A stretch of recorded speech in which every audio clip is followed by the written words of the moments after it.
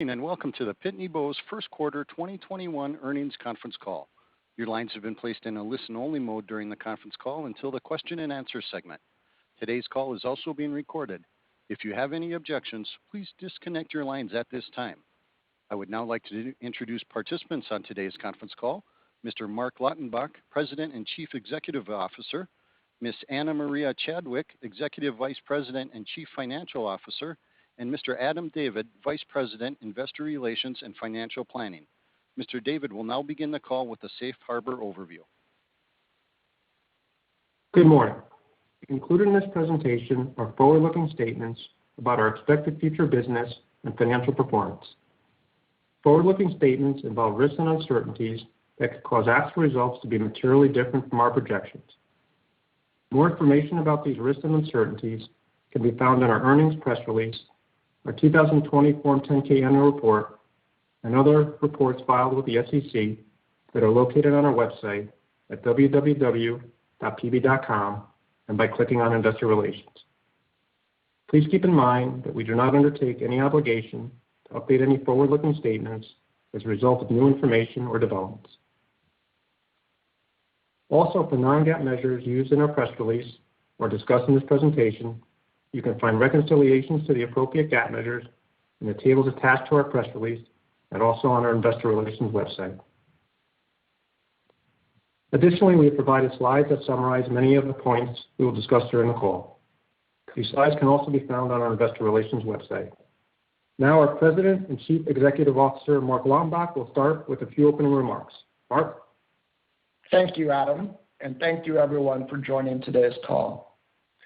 We got off to a solid start for the year, with every business making an important contribution to the quarter. Overall, revenue at constant currency grew 14%, and every business improved their EBIT performance. For the second consecutive quarter, SendTech improved EBIT on a year-to-year basis. As I mentioned before, the transformation of SendTech from a business in secular decline to a business well-positioned to capture new value in the shipping market is one of the most impressive transformations I have ever seen. The business has leveraged digital technologies to transform our offerings and our go-to-market strategy. SendTech's platform is built on IoT technologies that are delivered on a SaaS chassis, and this business is very well positioned going forward. Our pre-sort business continued with the momentum we saw at the end of last year, with both revenue and EBIT improving on a year-to-year basis. Global e-commerce revenue at constant currency grew 40% for the quarter, and EBIT margins improved nearly 400 basis points on a year-to-year basis. Importantly, profit performance improved throughout the quarter as our labor model continued to mature and pricing changes kicked in.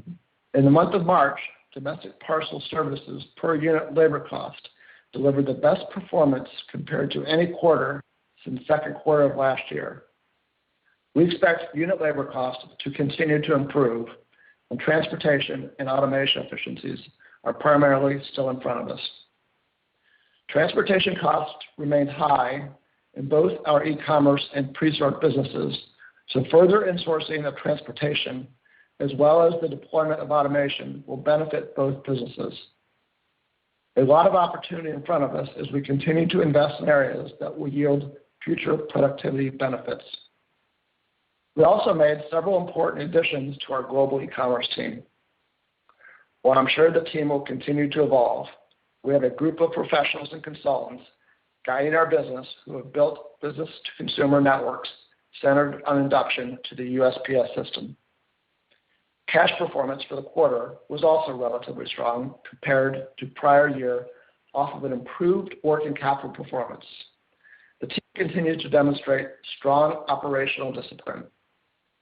We also executed a successful refinancing in the quarter. There were two objectives to the refinancing. First, we wanted to push out the maturities, further decreasing our refinancing risk. Secondly, and more importantly from my perspective, we created strategic flexibility. We achieved both those objectives. I have described 4 chapters of transformations: quick wins, sustained investment, revenue growth, and finally, profitable revenue growth. Last quarter, I said we are poised to enter that fourth chapter, profitable revenue growth. It's hard to call the first quarter an inflection point given the nominal EBIT increase, but revenue and profit did increase, and I very much like how we're positioned going forward. Each business is poised to continue to make progress during this year, and for that matter, going forward beyond this year. All in all, I'm quite pleased with the quarter. We turned in another strong revenue performance and improved EBIT across each segment compared to the prior year. As the revenue compares get more difficult as the year goes on, growth will inevitably moderate, but the trend is quite clear, and I very much like the way we are positioned. With that, I will turn it over to Anna. Thank you, Mark. Before I get into the details of the quarter, this being my first earnings call with the team, I want to share with you a few thoughts on what attracted me to Pitney Bowes. The first thing that attracted me was the growth trajectory. Now that I have had a chance to go deeper into the business, I am confident that we are on the right path to achieving what Mark referred to as the fourth chapter of our transformation, which is profitable revenue growth. The second item is culture. I can feel a true sense of team, pride, and passion for continuously innovating and winning in the marketplace. These are concepts that you cannot necessarily teach. They are ingrained, and I consider them to be imperative to our success. And last, what I did not realize but quickly learned is how much technology is deeply rooted in everything we do. It's not as evident when you look at the business from a distance, but I believe it's one of the major enablers to the company's transformation. Now, let me turn to our first quarter results. Unless otherwise noted, I will talk to revenue comparisons on a constant currency basis and earnings-related items, including EPS and cash flow, on an adjusted basis. Revenue was $915 million and grew 14% over prior year. Adjusted EPS was 7 cents, and GAAP EPS was a loss of 18 cents. GAAP EPS includes a 22-cent loss on the refinancing of our debt, as well as a 2-cent loss from discontinued operations and 1 cent from restructuring charges. Free cash flow was a net use of $1 million, and cash from operations was $66 million, both an improvement from prior year due to favorable working capital changes, largely around the timing of accounts payable and accounts receivable, along with improved collections. This was partially offset by lower customer deposits at our PB Bank. During the quarter, we paid $9 million in dividends and made $4 million in restructuring payments. We invested $43 million in CapEx as part of our plan to drive future operational efficiencies. We ended the quarter with $697 million in cash and short-term investments. Total debt was $2.4 billion. We took several actions during the quarter to refine our capital structure, along with reducing overall debt by $126 million from prior year. These actions further reduce refinancing risk with the reduction of our near-term bond maturities. We also improved the pricing of and substantially paid down our term loan B, improved our covenants, which provides us greater strategic flexibility, and extended the duration across our capital structure. When you take our finance receivables and cash into account with our debt, our implied operating debt is $690 million. Looking at the P&L, starting with revenue versus prior year, business services grew 28%. Equipment sales grew 12%, and rentals were flat to prior year. We had declines in support services of 4%, supplies of 10%, and financing revenues of 14%. Gross profit was $299 million, and gross margin was 33%, which was down from the same period last year, largely due to the mix and shift of the portfolio, but is an improvement from the fourth quarter. SG&A was $238 million, or 26% of revenue. This is an improvement of $10 million and 5 points respectively from prior year. Within SG&A, corporate expenses were $57 million, which was up about $14 million over prior year, largely due to benefits recognized last year around employee variable related costs and a sales tax credit. R&D was $11 million, or 1% of revenue, and down slightly from prior year. Adjusted EBIT dollars were $50 million, which was a slight improvement over prior year. Adjusted EBIT margin was 5%. Interest expense, including finance interest, was $37 million. Our tax provision on adjusted earnings was a benefit of about $400,000 and includes a benefit associated with an affiliate reorganization. Compared to prior year, our tax provision benefited EPS by about 1.5 cents.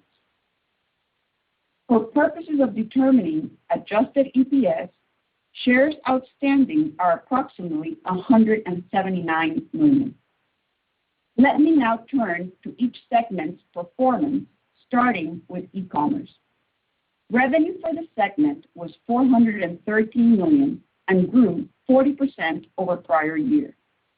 Revenue continues to benefit from the strong demand along with the pre-pandemic comparison.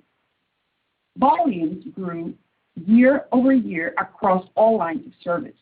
Domestic parcel services volumes grew 23%, cross-border volumes grew more than double, and our digital services volumes grew 36%. EBIT was a loss of $26 million, and EBITDA was a loss of $8 million. Compared to prior year, EBIT improved $3 million, and EBIT margin improved nearly 400 basis points. We made progress through the quarter, where earlier on we were still dealing with the residual of peak holiday season. We continue to work to improve service levels in our domestic parcels network, balancing cost and quality, which are all headed in a positive direction. As with the industry, we all continue to see relatively high transportation costs and a competitive labor market. However, as we move through the quarter, our domestic parcel network improved parcels processed per hour by approximately 45% as our labor model continued to mature. Margins continue to be healthy in our digital and cross-border services. Of the $26 million EBIT loss in the quarter, we saw a loss of $4 million in March, and we recorded positive EBITDA for the month. Within our domestic parcel service, our initiatives to improve productivity are still largely in front of us. As we have discussed in the past, investments will include new automated sorters along with streamlining our processes to improve productivity. We placed one new sorter in a high-volume site in the first quarter and expect to roll out more over the next 12 to 24 months. In addition, we are implementing modern sortation processes in each of our facilities before the upcoming holiday peak season this year. This investment and related productivity actions are expected to more than double our pieces processed per hour over time. In addition, our transportation team continues to execute on the strategy of migrating outsourced lanes into our own PB fleet. In the first quarter, we insourced several of these lanes with more planned for the second quarter, all which will improve cost and service. We also brought in third-party industry expertise to help support our execution in the area of transportation. We believe that optimizing our transportation will yield significant productivity benefits. Finally, we are in the process of opening 2 new sites and upgrading another, which we expect to have completed prior to the peak season. This will allow us to handle volumes more efficiently and deliver deeper into the USPS network. Ultimately, we expect transportation and labor productivity, along with optimizing final mile solutions, to be critical drivers in attaining our long-term e-commerce margins. We expect these to account for approximately 75% of the margin improvement. Our pre-search services saw the momentum from the second half of 2020 continue into the first quarter. The business turned in a solid performance, growing revenue, EBIT, and EBIT margin over prior year. Revenue was $143 million and grew 2%. Overall, average daily volumes were flat to prior year, where first-class letter mail declined 2%, marketing mail grew 11%, and marketing mail flat and bound printed matter grew 30%. EBIT was $19 million and EBIT margin was 13%. EBITDA was $27 million and EBITDA margin was 19%. EBIT and EBITDA improved from prior year due to both revenue growth and lower expenses. We have been able to maintain double-digit margins in the pre-sort business even as we continue to invest in our talent and equipment. Compared to prior year, we improved pieces fed per labor hour by 4%, resulting in 85,000 less processing hours. Within Centec, we also picked up on the momentum from the second half of 2020 as we continue to soften the decline in our revenue and maintain strong EBIT margins. Revenue was $359 million and declined 3%. We continue to differentiate ourselves in the market with our end-to-end mailing and shipping offerings to enterprise and small office providers that are attractive to both existing and new clients. We have a growing revenue stream around office shipping that carries with it high margins approaching that of our legacy mailing business and a software business.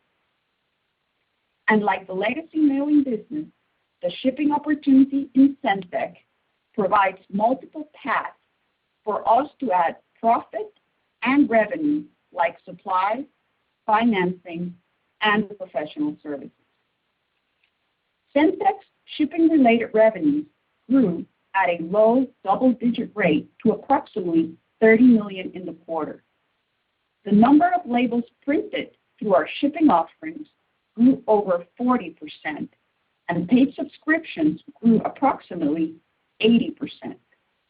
Additionally, we are seeing good growth in shipping volumes that our U.S. clients are financing, which grew nearly 80% over prior year. These positive metrics show that our clients are adopting and using these new offerings as they see the value it brings to their businesses. Equipment sales grew 12% over prior year, driven by strong placement of our CentPro C, which includes a large government deal, and we continue to see good placements of our new CentPro Mail Station multi-purpose device. It is important to point out that, like others, we have experienced transportation issues related to our supply chain. We have been able to properly manage our inventory and grow our equipment sales despite these challenges, and it is an area that we are closely monitoring. We are also keeping a close eye on the semiconductor industry and are looking to mitigate any potential second-half supply shortage by repositioning our solutions as necessary. We turned in a strong EBIT performance of $114 million, which represents growth of $8 million over prior year and is the second consecutive quarter of EBIT growth. EBIT margin was 32%, which improved 250 basis points over prior year. EBITDA was $122 million. EBITDA margin was 34%, both improving over prior year. As you may recall, prior year included an increase to our credit loss provision to reflect macroeconomic conditions resulting from COVID-19 in connection with the application of the CECL accounting standard. One other point that I'd like to make is that this team has done a tremendous amount of work not only to transform its products and offerings, but also its channel. Today, about 80% of all U.S. sales transactions are happening through our web or inside sales channel. This has allowed our field team to concentrate on larger enterprise deals. And this has been a great contributor to maintaining the very healthy margins that we see in this business. I am pleased with the performance our team turned in the first quarter. We entered the year with good momentum and continue to concentrate on the opportunities in front of us. And we expect to make good progress throughout the year. As discussed during our last earnings call, we continue to expect annual revenue at constant currency to grow over prior year in the low to mid single-digit range, making this our fifth consecutive year of constant currency revenue growth. We also continue to expect adjusted EPS to grow over prior year. Free cash flow is expected to be lower from prior year, primarily due to specific items which benefited 2020, such as higher customer deposits, lower finance receivables, and lower CapEx, which are not expected to continue at the same level in 2021.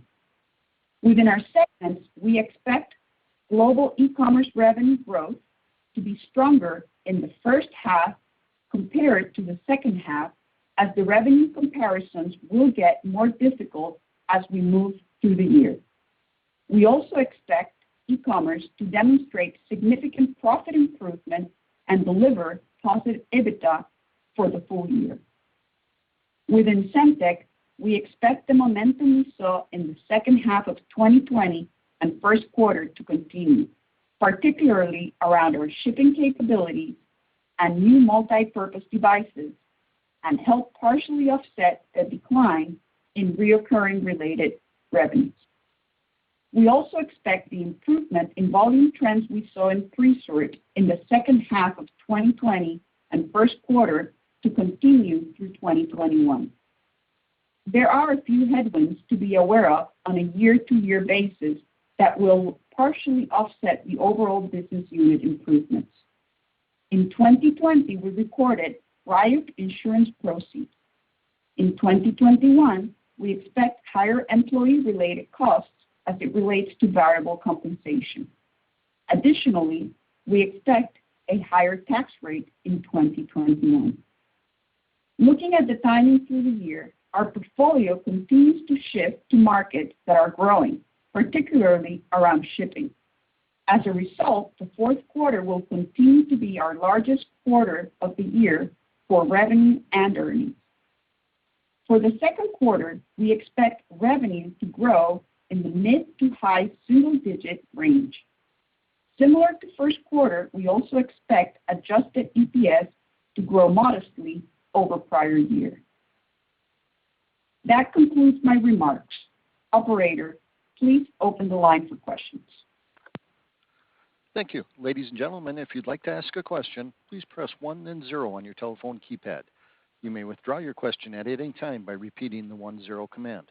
If you're using a speakerphone, please pick up the handset before pressing the numbers. Once again, if you have a question, please press 1 then 0 at this time. And one moment, please, for your first question. Your first question comes from the line of Ananda Baruah from Loop Capital. Please go ahead. Hi, guys. Good morning. Thanks for taking the question, and congrats on the solid start to the year.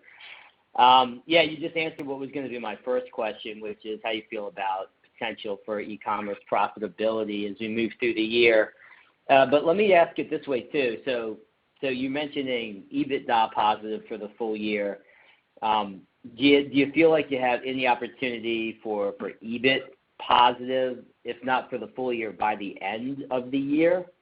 And then I have a couple quick follow-ups. Thanks. Sure. Thanks, Ananda.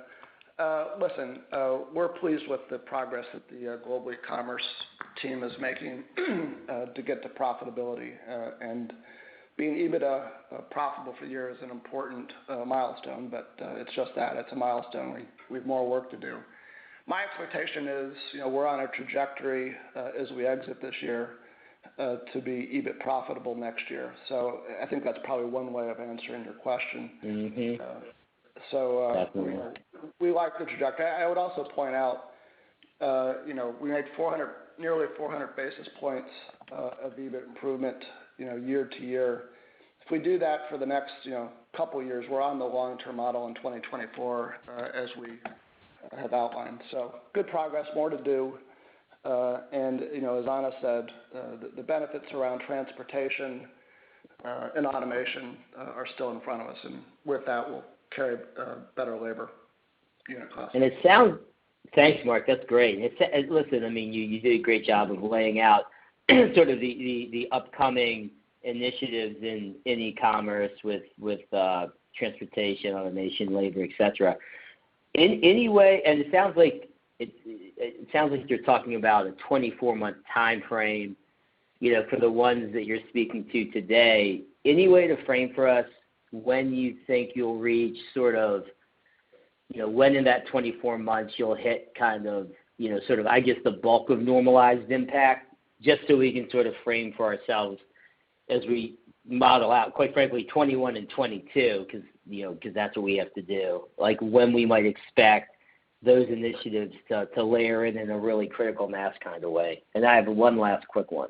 Thanks. Sure. It's a little bit hard to predict with precision, just because you take transportation in particular. There's a lot of unknowns, not the least of which is how quickly you can get trucks and truck drivers, which right now are remarkably scarce. So as I said, we think EBITDA positive this year, on a trajectory to be EBIT positive next year is kind of how we're thinking about it. Okay, that's helpful. And then the last one for me is any way you can give us a sense of what the e-commerce gross margin profile looked like for the quarter just reported, the March quarter, and then relative to the December quarter, and then relative to year-over-year March quarter last year as well, just so we can get a sense of what progression is there too. Yeah, so there's two different things that affect gross margins in global e-commerce. One is, the various efficiency of the businesses, and the second is mix. So as you look at the gross margins for the cross-border business, as well as the expedited business and the digital business, those margins are all very healthy. Delivery margins improved, but they still have a way to go. So I would say gross margins were a touchdown in the business, but it was due to mix more than anything else. On a Q-over-Q basis, a touchdown. Year-over-year. Year-over-year. Got it. Okay, great. Thank you, guys. Your next question comes from the line of Shannon Cross from Cross Research. Please go ahead. Thank you very much. I have a few questions about e-commerce. FedEx had mentioned China outbound is back to normal. So just overall, what are you seeing in terms of cross-border, and maybe you can talk about a regional performance? Cross-border business was quite strong across almost all lanes, including China. Okay. I mean, I guess my question is do you think you're back to normal, or is there still some improvement to go, related to COVID? Yeah, no, I think that has a very different personality depending on where in the world you are. So obviously, if you're in India or Brazil right now, those economies are and those societies are suffering a lot. So it's very different depending on where where you are. Most of our lanes are into Europe, so as well as China. So for the most part, we're for the moment not being dramatically affected in the cross-border business, and candidly, the currency rates help us as well. And what about pricing? You've taken prices up. Do you think there's room to take them up again, given the improving demand, or are you feeling pretty good about where your prices are? So, as I said in my comments, base pricing is the highest we've had in the last 12 months. The peak pricing, and this is an important dynamic for global e-commerce. So the peak pricing we reinstated, but we didn't reinstate it until the end of January. So if you look at, as Anna said in her comments, the texture of the quarter, we got off to, a more difficult start in global e-commerce, but it was expected because you had all of the increased costs, but you didn't have peak pricing. So, what I would say so far is the base pricing as well as the peak pricing is held. In terms of the possibility of increasing prices further, obviously, we'll pay attention to what the other industry players do. To a degree, Shannon, it's going to depend on what happens to transportation costs. So, labor costs are, I think, going to stay high, but we've got ways with automation to deal with that, and candidly, as the model matures, it'll become more efficient. Transportation is the one that if transportation costs don't moderate, then I would expect that there'll be pressure on prices upward. Okay, great. And then just one last question with regard to equipment. How much was related to the large government deal in terms of the growth, and then how should we think about the pipeline that you're seeing for equipment sales as we look through the year? Thank you. Yeah, so Adam or I'll give you the specific number. I think $5 million in the quarter was from the government deal. So an important contributor, but again, the low end of that product line as well as the mid range of that product line has done well and continues to do well. In terms of backlog, we like how the backlog is situated. Second quarter for Centex a pretty easy compare, so I think you're going to see pretty strong relative performance into the second quarter and to a degree into the third quarter, and that'll moderate as the year goes on. Adam, do you have a specific number for the government deal? Yeah, that's correct, Mark. So Shannon, without the government deal, we would have still grown equipment sales in the mid to high single-digit range. Okay, great. Thank you very much. Thank you. Your next question comes from the line of Kartik Mehta from Northcoast Research. Please go ahead. Good morning, Mark and Anna. Mark, you've talked obviously about the global e-commerce business and transportation costs being a headwind, but it seems like transportation costs, labor costs, and automation, all three help you. Out of the three, what's the most important? Is transportation just a near-term issue you have, but longer-term, one of the other two have to moderate? And so I guess in a long-term standpoint, what's the most important out of the three? Transportation is the most important of the three. So if you look at the cost complexion of that business, 50% postal costs. There's some percent there. 25% or so is transportation cost. There's, we believe, a lot of opportunity there. I mean, if you look at spot rates on a year-to-year basis, in general, they've gone up, 40+%. And candidly, they went up from January to March, so it continues to be pressured up. And then labor cost is around 12% of the total. So as you look at transportation and labor, those are the preponderance of the opportunity for improvement. And as Anna said, our play is pretty simple here, and it gives me high confidence that it's executable. I mean, we are simply trying to insource more lanes. So we insourced 7 lanes in the first quarter. We're going to insource another 20 lanes in the second quarter. So that not only gives you better economics and makes you less vulnerable to the spot rate, but it also you provide better service, because if you're in the spot rate, then your volume doesn't get necessarily the same priority as others. So this is a win-win, and it's not spinning atoms. We need to get the trucks and the truck drivers. So we've got a lot of pressure on the team to add the resource. And then on the pre-sort business, obviously a good margin quarter, and you talked about, it seems like the revenue momentum should stay for the remainder of the year. Is the margin? Would you anticipate the margin momentum to also stay the rest of the year? I think the margins are probably going to stay pretty close to where they are. There's, on the one hand, the work that we did a couple of years ago around transforming that business saved us a lot of labor hours. I think we saved 85 or 90,000 labor hours in the quarter on a year-to-year basis, so that was good. On the other side of it, like global e-commerce, they're susceptible to transportation price increases, and labor obviously is becoming more scarce. So, we're looking at some accelerated opportunities to apply automation to our pre-sort business that will help. But my expectation is margins will stay kind of in the zip code that they are this year, with the opportunity to make substantial improvement going forward. We're looking at automation opportunities that can make a real difference in that business. All right. Well, thank you very much. Appreciate it. Thank you.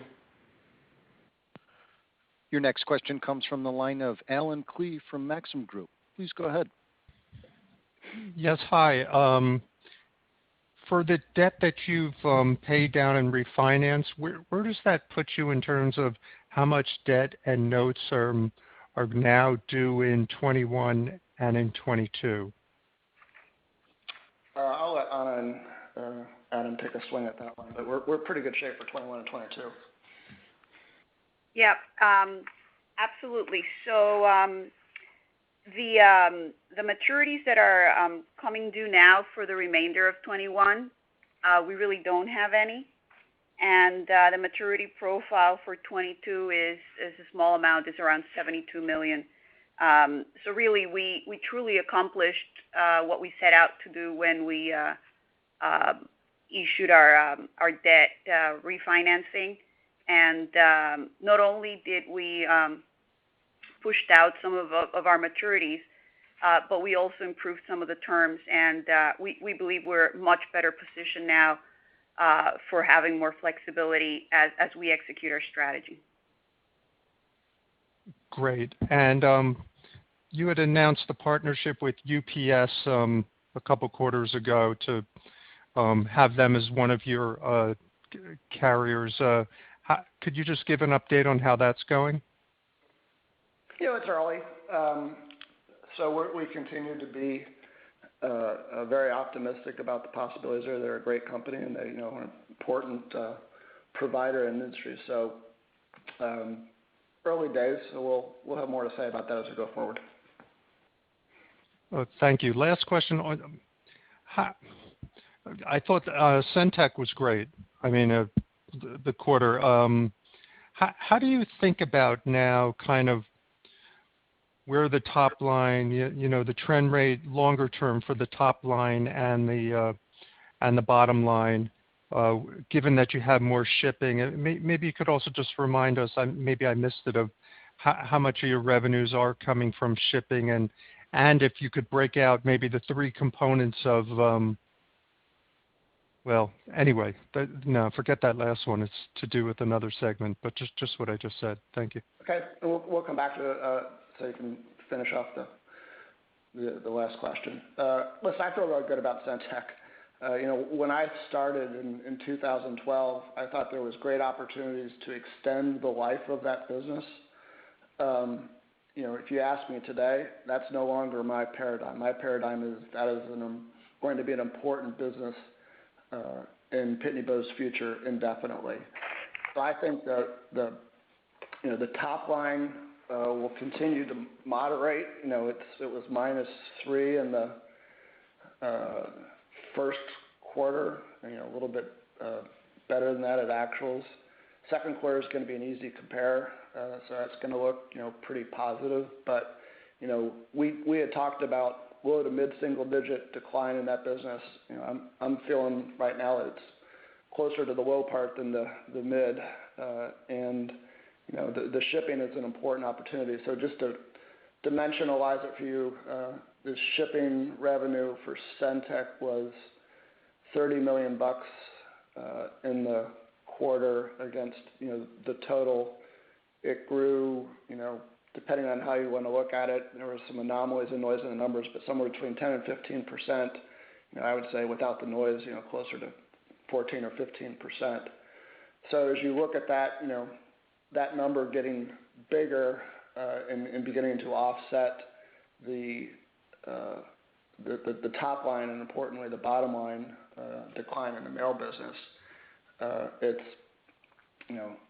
a improving dynamic and one that we're excited about.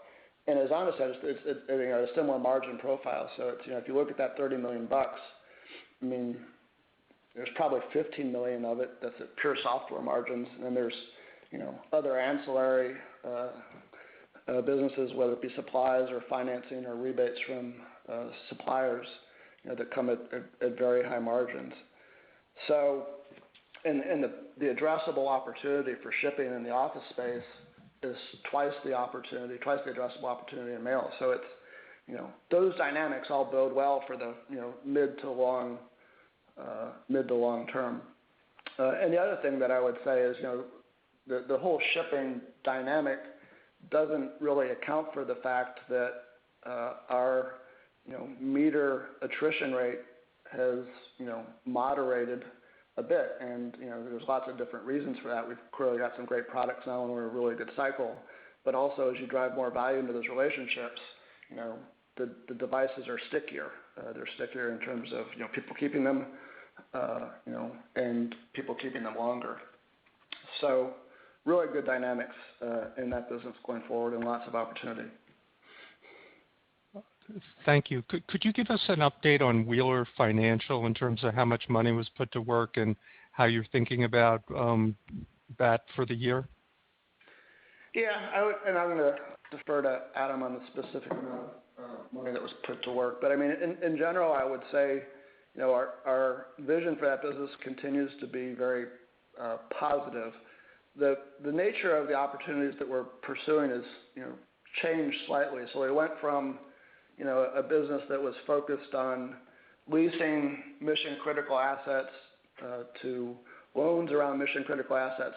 More and more of the opportunity that we've seen is now around working capital in the shipping market. So if you think about, the whole genesis of the financial services business for Pitney Bowes, it was around providing a service to mailers that they could either prepay postage or conversely buy postage on credit. Well, that same paradigm applies to shipping. So, we've kind of evolved our way into, where I think the sweet spot is. So it's a place that's highly accretive to our shipping business.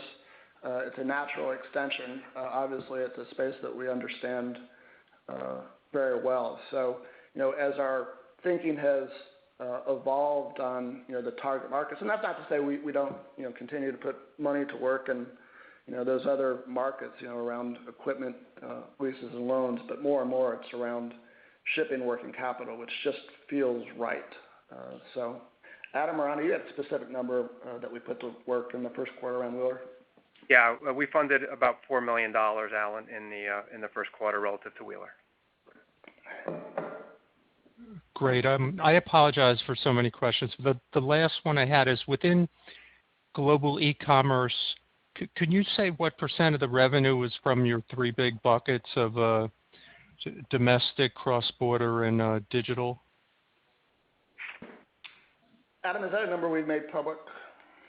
Yeah, we don't publicly make that number visible. I think Anna talked about in her comments, prepared remarks, growth in all three areas and gave some growth rates there. So, but we don't publicly disclose the exact amounts for each one of those.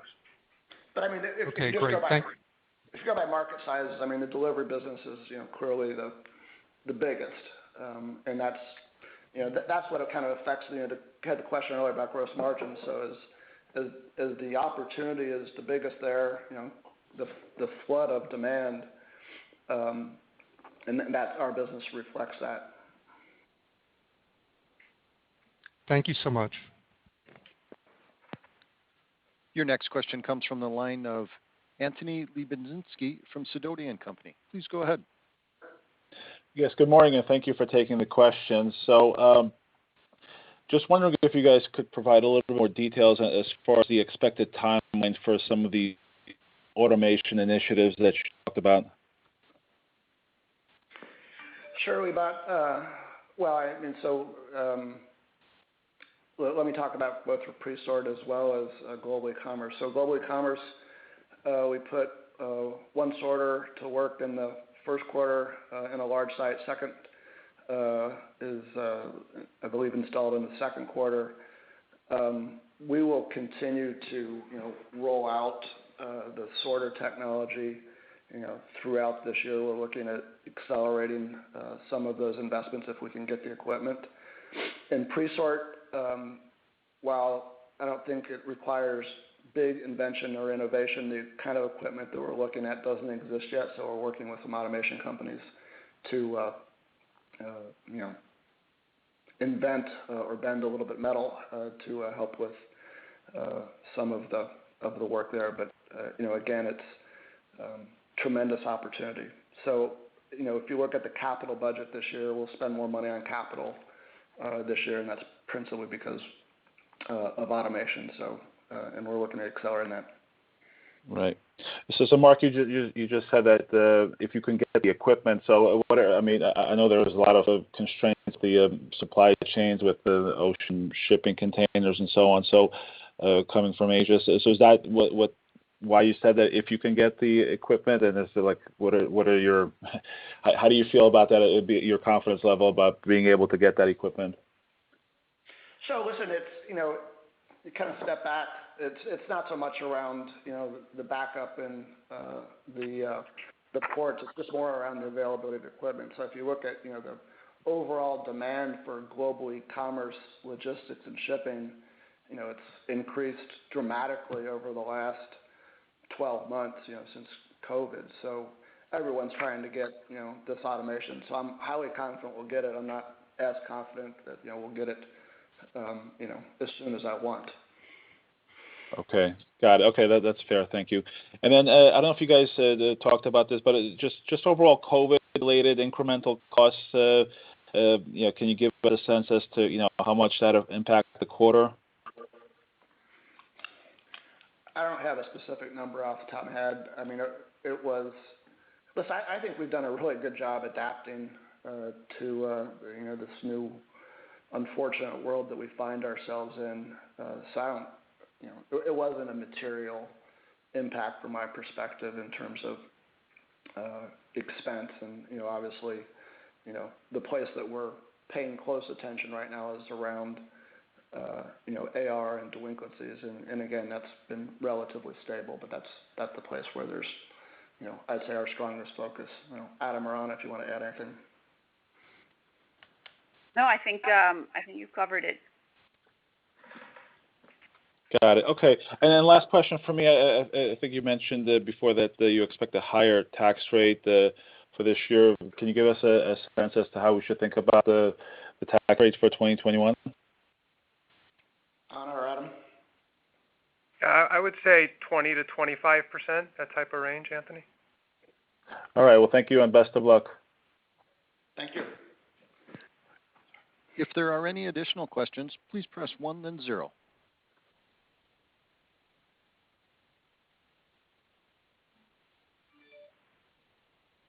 And at this time, there are no further questions. I'd now like to turn the call back to Mr. Lautenbach for any closing remarks. Thanks, operator, and thanks for everyone's attention this morning. Listen, I thought we got off to a really solid start. We hit the ball in every business. Clearly, with that being said, we've got good opportunities to continue to improve our margins in global e-commerce. I'm highly confident we'll do that. The team has laid out a pretty good roadmap, a very good roadmap for what needs to be done. The timing, is a little bit varied, and there's some things out of our control. But as you look at the list of things in global e-commerce that need to get done, they're highly doable. And as I said in my remarks, we've made some really important additions to the team in terms of people that have experience building these types of networks. I mean, building a business-to-consumer logistics network with postal ingestion is a little bit of a rarity, but it's a highly effective model. So I feel very good about where that business is headed. Presort is back on its feet, hit the ball well in the first quarter, and I think is very well positioned for the year. And Centek is just, I'm as excited about the possibilities in Centek as I am about the possibilities in global e-commerce. So, all in all, good start, more to do, and we'll be back with you soon. Thanks for your time this morning. Ladies and gentlemen, that does conclude your conference for today. Thank you for your participation and for using AT&T Teleconference. You may now disconnect.